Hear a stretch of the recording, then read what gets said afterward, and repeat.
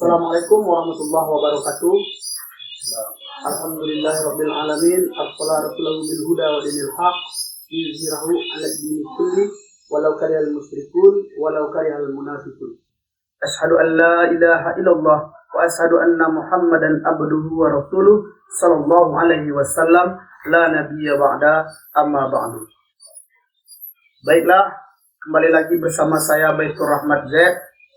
Kali ini kami akan mencoba meliput pandangan MUI Tanah Datar berkaitan dengan maraknya penyebaran virus corona di Tanah Datar umumnya.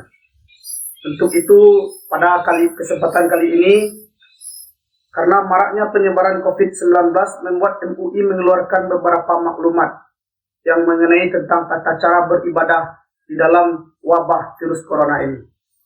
Oleh karena itu, saat ini kita telah bersama Al-Ustadz Arif Zunzul MAG selaku Ketua Bidang Fatwa MUI Tanah Datar.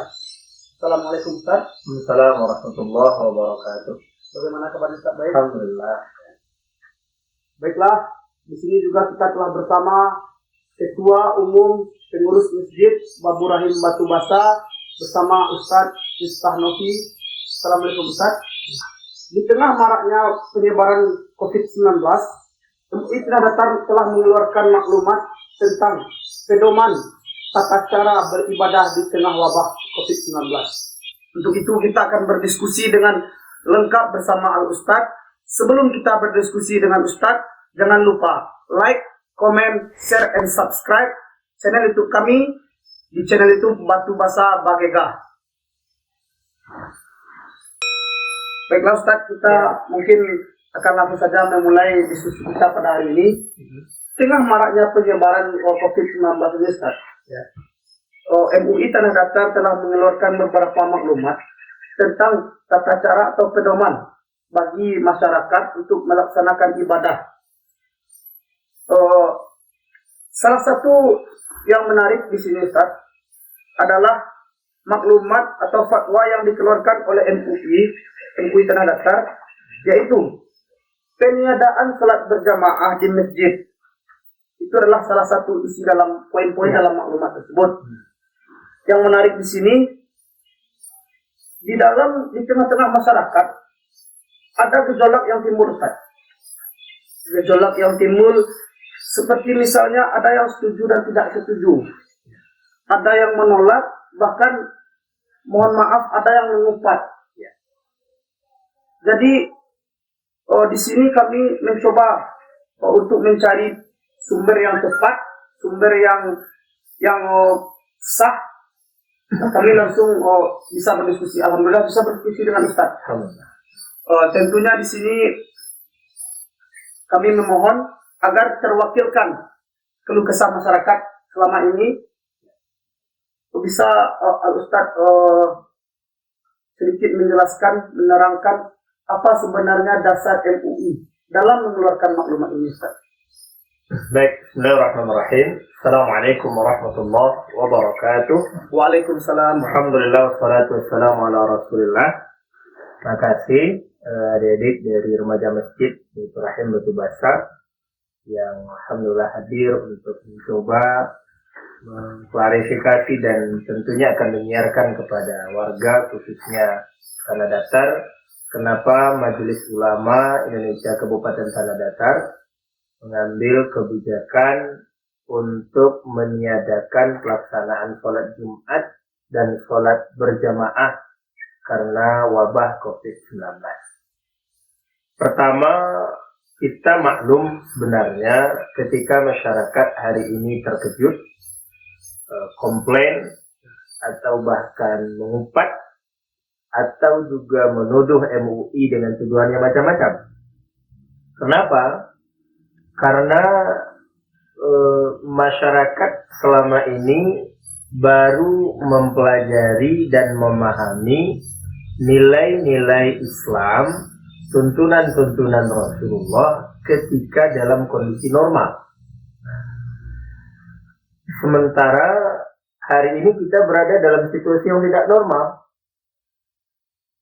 Dan karena selama ini belum pernah belajar, belum pernah mendengar dan mendalami bagaimana tuntunan Islam dalam kondisi tidak normal, bagaimana tuntunan Rasulullah beribadah dalam kondisi wabah, sehingga ketika kita sampaikan mereka terkejut. Maka sesungguhnya tentu kita berharap keterkejutan ini tidak berlangsung lama. Penolakan ini tidak berlangsung lama, tetapi segera membuka diri untuk melihat penjelasan, melihat dalil-dalil, dan kemudian tentu mengikutinya. Ketika ditanyakan kenapa majelis ulama meniadakan hari ini sholat Jumat, termasuk juga sholat fardu berjamaah di masjid. Pertama, dalam Islam itu ada 5 pokok yang harus dijaga, yang dikenal dengan maqasid asy-syariah. Jadi prinsip ajaran Islam itu diturunkan oleh Allah untuk menjaga 5 hal. Yang pertama itu hifzuddin, menjaga agama. Yang kedua itu adalah hifzun nafs, menjaga jiwa, menjaga nyawa, menjaga kehidupan. Yang ketiga itu adalah hifzun nas, menjaga keturunan dan kehormatan. Yang keempat itu hifzul aql, menjaga akal. Dan yang kelima itu adalah hifzul mal, menjaga harta. Maka semua ajaran Islam itu tujuannya pasti menjaga salah satu yang 5 tadi. Agama, nyawa, kehormatan, akal, dan harta. Nah, dalam situasi seperti ini, maka kita melihat ketika masyarakat melakukan pertemuan dalam jumlah yang banyak, ini berpotensi terjadinya penyebaran virus corona. Nah, dan ketika ini dibiarkan, maka ini akan mengancam nyawa, mengancam kesehatan, mengancam kehidupan manusia. Maka oleh sebab itu, makanya kita lihat sunnah Rasulullah. Ketika berjamaah hari ini mengancam jiwa, dan secara prinsip Islam kita tidak boleh melakukan sesuatu yang mengancam jiwa kita. Dalam Al-Quran Allah juga mengatakan وَلَا تُلْقُوا بِأَيْدِيكُمْ إِلَى التَّهْلُكَةِ. Jangan bawa dirimu kepada kebinasaan, kepada kerusakan, kepada kehancuran, kepada kemudaratan. Nah, ketika hari ini berkumpul termasuk di masjid dengan Jumat berjamaah, dengan sholat berjamaah, berpotensi akan membawa kemudaratan, berpotensi akan membahayakan kesehatan dan bahkan jiwa, maka hari ini Jumat dan berjamaah ditiadakan. Kenapa demikian? Pertama, ketika bicara sholat Jumat, Rasulullah sebenarnya juga bisa memberikan tuntunan. Rasulullah juga sudah memberikan tuntunan bahwa dalam kondisi tertentu kita bisa tidak Jumat. Contoh dalam kondisi hujan lebat, dalam kondisi angin yang begitu kencang, bahkan termasuk dalam kondisi sakit, termasuk juga dalam kondisi takut. Baik ketakutan terhadap sesuatu mudarat yang akan menimpa diri kita, kemudian ketakutan yang akan menimpa keluarga kita atau harta kita. Dalam kondisi tersebut Rasulullah membolehkan masyarakat untuk meniadakan Jumat dan menggantinya dengan sholat zuhur. Maka dengan tidak berjumat, apakah agama kita terancam? Tidak. Karena kita bisa menggantinya dengan sholat Jumat, sholat zuhur di rumah. Sementara ketika tetap berjumat, nyawa akan terancam, jiwa akan terancam. Maka oleh sebab itu, hari ini kita merekomendasikan untuk meniadakan Jumat. Demikian juga sholat berjamaah. Sholat berjamaah prinsipnya adalah sunat. Dan sholat sunat juga bisa ditiadakan. Nah, karena membahayakan, maka kita anjurkan sholat di rumah atau berjamaah di rumah. Dan sekali lagi, ini adalah tuntunan dari Rasulullah Shallallahu Alaihi Wasallam. Ada yang menarik di sini, Ustaz. Ya, Saat maklumat dari MUI dikeluarkan ya, tentang pelarangan atau peniadaan sholat berjamaah di masjid, ya, baik itu namanya sholat Jumat atau sholat fardu, ya, kemudian timbul lagi opini-opini dari di tengah-tengah masyarakat. Kita sebut saja ini orang-orang yang awam dalam ilmu agama. Opini yang tersebar tersebut adalah apabila kita sudah 3 kali tidak melaksanakan sholat Jumat, kita telah dikategorikan kafir. Yes. Otomatis kita kafir. Oleh karena itu, masyarakat di mana masjid atau nagari yang diputuskan oleh pengurusnya untuk tidak melaksanakan sholat Jumat dan diganti dengan sholat fardu di rumah, sholat zuhur di rumah, mereka resah, mereka khawatir nantinya kami akan menjadi orang kafir, kami akan otomatis secara kafir. Kemudian mereka mencari tempat-tempat daerah-daerah yang masih melaksanakan sholat Jumat. Bagaimana pandangan MUI tentang hal itu, Ustaz? Baik. Jadi pemahaman bahwa 3 kali Jumat tidak ikut itu adalah kafir, ini perlu kita luruskan. Ketika kita kembali ke sabda Rasulullah yang berbicara tentang ini, Rasulullah SAW mengatakan, "Man taraka salata jum'in tahawunan biha, taba'allahu ala qalbi." Orang yang meninggalkan 3 kali Jumat tahawunan. Ini menjelaskan sebabnya. Apa sebabnya? Karena menganggap enteng, karena memandang remeh sholat Jumat itu. Termasuk juga dalam hal ini karena malas. Maka ketika itu dilakukan, baru taba'allahu ala qalbi. Allah menutup hatinya. Ini yang dipahami oleh sebagian orang kafir. Tetapi yang harus digarisbawahi adalah apa sebab yang akan membawa kafir yang dijelaskan dalam hadis itu. Sebabnya adalah ketika Jumat itu ditiadakan karena menganggap enteng atau karena malas. Dalam riwayat lain sebenarnya Imam Ahmad juga menjelaskan penyebabnya min ghairi uzrin atau min ghairi daruratin, karena tidak ada meninggalkan Jumat karena tidak ada uzur atau tidak ada kondisi darurat. Ketika itu terjadi baru kafir. Sementara hari ini andaikan kita meninggalkan Jumat hari ini bukan karena malas, bukan karena menganggap enteng, tapi karena apa? Karena ada uzur, karena ada kondisi darurat. Maka jangankan 3 kali, 2 bulan ke depan kita tidak Jumat, itu tidak akan termasuk kafir atau ditutup hatinya sebagaimana yang diancam oleh hadis ini. Karena sebabnya bukan karena malas atau karena menganggap enteng, tapi ada kondisi darurat. Jadi masyarakat nggak perlu khawatir. Ketika sudah 3 kali tidak Jumat akan kafir, tidak. Karena hari ini kita meniadakan itu justru karena darurat. Dan Rasulullah membolehkan kita untuk tidak Jumat dan menggantinya dengan zuhur di rumah. Jadi wabah ini adalah salah satu dari bentuk uzur tersebut ya Ustaz? Iya. Wabah terjadi uzur. Karena apa? Yang dalam konteks uzurnya di sini itu kan adalah khauf sebenarnya. Karena kita takut kalau seandainya Jumat juga tetap dilaksanakan, maka itu akan berdampak kepada penyebaran wabah corona.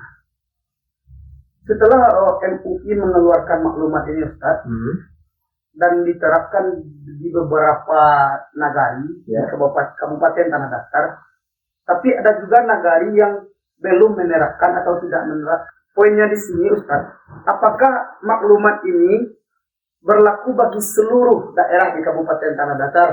Karena ada juga yang berpendapat kalau daerah mereka belum termasuk dikategorikan daerah zona merah atau nihil penyebaran COVID-19. Jadi mereka berpegangan bahwa mereka tetap melaksanakan sholat Jumat. Dalam arti kata mereka belum mengindahkan maklumat ini. Mohon penjelasannya Ustaz. Jadi terkait dengan ada zona merah, zona hijau atau zona kuning, pertama begini, yang jelas kita untuk kasus tanah datar sampai hari ini kita sudah ada 2 orang yang positif. Sekian orang yang berstatus PDP, pasien dalam pengawasan. Dan ratusan bahkan ribuan yang berstatus sebagai ODP dan perantau yang pulang. Terutama dari daerah-daerah pandemi, seperti Jakarta. Dari data Pemda itu sudah ribuan yang pulang. Maka meskipun di sebuah nagari tidak ada yang positif di situ, tidak ada PDP, kenapa juga harus ditiadakan? Pertama, karena hari ini kita tidak tahu siapa yang positif, siapa yang tidak. Siapa yang terkena COVID atau tidak. Siapa yang bisa jamin kalau perantau yang pulang dari Jakarta itu semua bebas COVID? Siapa yang bisa jamin ketika ada salah satu warganya kembali dari Padang, lalu di Padang tanpa dia sadari dia terkena COVID, terkena Corona. Atau dia berjualan ke Bukit Tinggi, ke Padang Panjang, tanpa dia sadari di Bukit Tinggi dan Padang Panjang dia berinteraksi dengan pasien yang atau dengan orang yang positif COVID.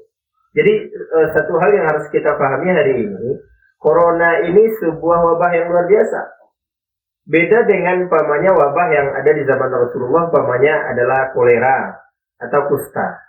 Itu orang bisa tahu dan orang bisa menghindar ketika melihatnya. Tapi Corona, jangankan orang lain, si penderita sendiri kadang tidak tahu dia kena Corona atau tidak. Tidak merasa ada gejala. Tidak merasa, karena dan Corona itu juga bahkan tanpa gejala sama sekali. Karena mungkin imunitasnya kuat, dia nggak ada masalah. Tapi kalau ada orang di sekitarnya atau di sebelahnya nanti yang imunitasnya lemah, dia bisa tumbang. Jadi sebenarnya standar kita hari ini bukan hanya zona merah bahwa di situ ada positif atau tidak. Kondisi hari ini yang membuat bahwa perantau yang jelas tidak bisa kita tahan untuk pulang. Karena mereka di rantau juga nggak ada yang mau dimakan. Kalau di kampung setidaknya mereka masih bisa bertani. Dan hari ini pemerintah tidak mampu untuk membuat tes untuk semua warga. Atau jangankan perantau sajalah yang mau masuk, tidak bisa dites. Sumbar itu hanya bisa dites di UNAN, 20 orang satu hari. Itu baru kemampuannya. Dan di satu sisi hari ini Sumbar sudah 72, Tanah Datar 2. Itu yang dites. Yang tidak dites kita tidak tahu. Berbeda dengan negara-negara maju, mereka dapat langsung data 10.000, 20.000 warganya. Kenapa? Karena mereka punya kemampuan mentes seluruh warga. Hari ini kalau seandainya kita di Tanah Datar dites semua warga, atau jangan semua warga, yang perantau saja, wallahu alam. Apakah memang 2 itu? Maka yang kita lakukan hari ini, kenapa ditiadakan semuanya? Kan di daerah kami belum ada yang positif. Dalam konsep fikih namanya pertimbangannya sadduz dzari'ah. Kita menutup peluang terjadinya kemudaratan. Karena hari ini kita tidak tahu di sebuah negari itu apakah betul-betul bebas atau tidak dari COVID. Apakah perantaunya pulang bebas dari COVID atau tidak. Atau mahasiswa yang kembali dari Jakarta, dari Semarang, dari Jogja bebas atau COVID atau tidak. Karena kita tidak tahu. Makanya untuk menutup peluang terjadinya kemudaratan itu, makanya kita tiadakan semuanya. Hal ini bukan kita lari dari agama, tapi sekali lagi kita mengikuti tuntunan Rasul. Dalam hadis Rasul juga mengatakan, "Firra minal majzum kama tafirru minal asad." Larilah kamu dari wabah itu, sebagaimana kamu lari dari singa. Jadi betul kita dianjurkan ekstra hati-hati dalam hal ini. Dan itulah yang dilakukan oleh MUI. Kita ekstra hati-hati untuk menjaga masyarakat kita.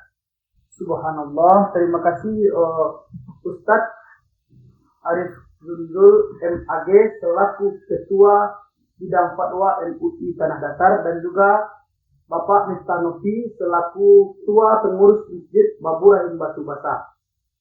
Baiklah teman-teman semua, itulah tadi diskusi kita dengan Al-Ustadz Arif Zunzul mengenai maklumat MUI Tanah Datar terhadap apa yang seharusnya kita lakukan pada saat terjadi wabah COVID-19 ini.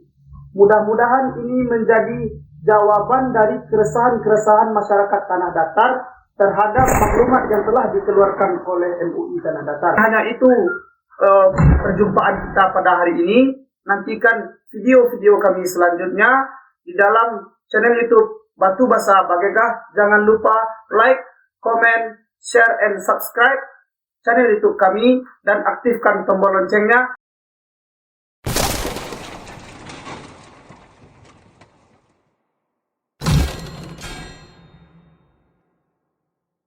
agar teman-teman semua mendapatkan update terbaru dari video-video kami selanjutnya. Terima kasih. Assalamualaikum warahmatullahi wabarakatuh.